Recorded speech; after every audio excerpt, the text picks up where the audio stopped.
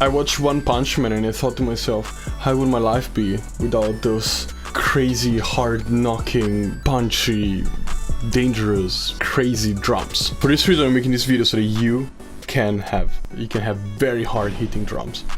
So be careful, this is very dangerous, because they're gonna hit so hard that you might be in danger, even your family, so be careful. I'm Roko, I'm a professional music producer, blah blah blah blah blah blah blah blah blah blah blah blah. If you like the video, blah blah. Okay, let me show you an example of what we're doing today. Let me show you the before and after.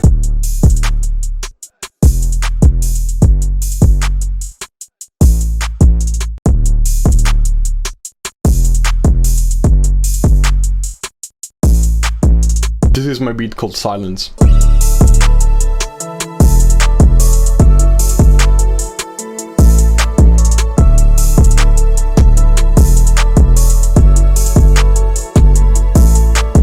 So you see the beat? It hits really hard in my opinion, it really hits hard. I put a link in the description if you want to listen to the beat. First of all, the first thing you need are good samples, of course, so you know how to get good samples. I'm not here to tell you that. You just get Splice, you will find the best samples you can find on the market, or there's other shady ways, but you know, I'm not saying anything. If you're interested in the drum sounds I use, I have a website where I sell my sound, so you can go in the description and check it out. But that's not the point of the video. First thing you're going to do with your drums, in my opinion, is also the most important, is leveling. So you have to be a little bit careful with leveling, because you have to make sure, you know, all the elements have their own space. So essentially what is going on here is that I level the drums, then I put them in a bus, I put soft clipper, and then after that I did some parallel compression. So this is how the drums sound like without anything, just leveling. The first thing I'm going to do is that I'm going to bring down the volume so that it doesn't clip. I like to have the clap and the hi-hat at around -9. The hi-hat is usually a little bit lower in volume, but in this case I liked it, the way it sounded, so I kept it at kind of -9, just like the clap. And then I, you know, put an open hat, also around -9, a little bit less, depending on the example. And then the side snare, for example, if I have a clap and a snare, I put the snare at around -12 or something like that, like in this case. Yeah, -12. So it's a little bit lower than the clap. Then I put my kick at... I don't really look at the volume of the kick, because when you let your kick clip a lot, it sounds just different. It's good to let it clip, and then you just cut it with a soft clipper. I will show you later. Let me show you how this kick would sound if I didn't make it clip.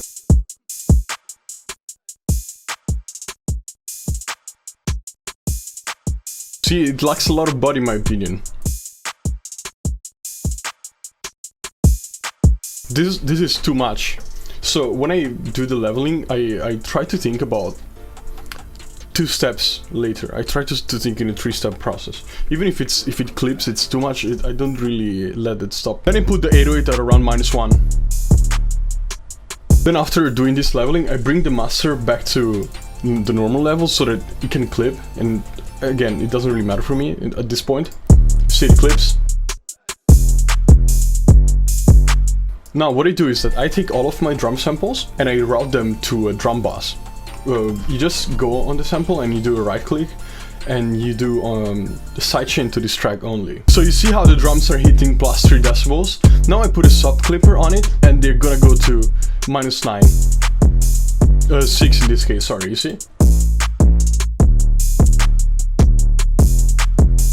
In this example, I didn't really touch the post, I just touched the threshold, and I'm pretty much telling the plugin, hey, bring this from +3 to -6 decibels. So all the drums are at -6 decibels, so that in a sense they can clip, but just at -6 decibels, and it doesn't make the whole beat clip in a sense. And it sounds punchy. Probably seen a lot of people doing the soft clipping technique just by going the level adjustments and increasing the volume there, but I personally prefer to do it in the mixer.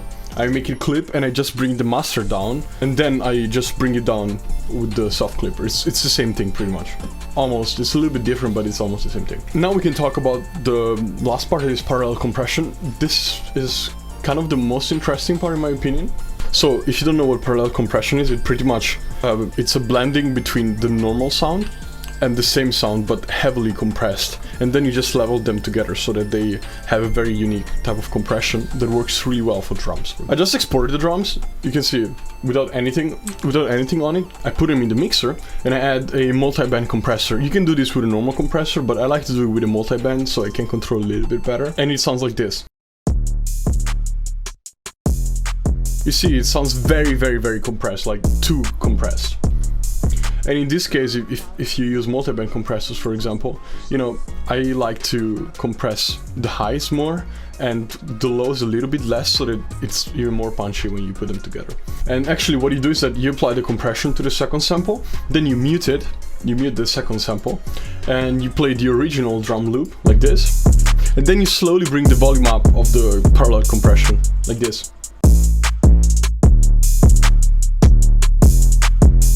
You know, you can bring it all the way up to see what it would sound like. You see, this is not really good. So let me show you now with and without the multi-band compressor. With and without the parallel compression.